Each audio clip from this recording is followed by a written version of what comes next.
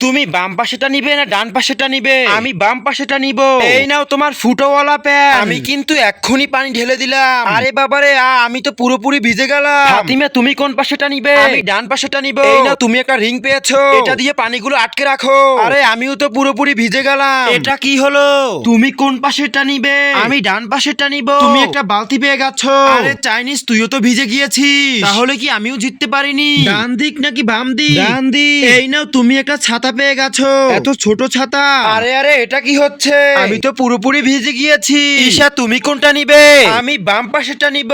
আরে তুমি তো একটা টুপুর পেয়ে গেছো, এখন তোমার এটার ভিতরে পানি ঢালতে হবে। আরে এগুলো তো আমার চশমা ভেদ করে চোখের ভিতরে ঢুকে যাচ্ছে। তোমরা আমাকে ক্ষমা করে দাও, আমি আর পারবো না। লিখন এবার তোমার পালা, আমি বাদিক নিব। বন্ধুরা লিখনের সাথে কি হয়েছে তা কি তোমরা দেখতে চাও? কিন্তু তার আগে হিন্দু হয়ে থাকলে কমেন্ট করো, আর মুসলমান হয়ে থাকলে লাইক সাবস্ক্রাইব করো। আজকে দেখবো কার পাওয়ার বেশি।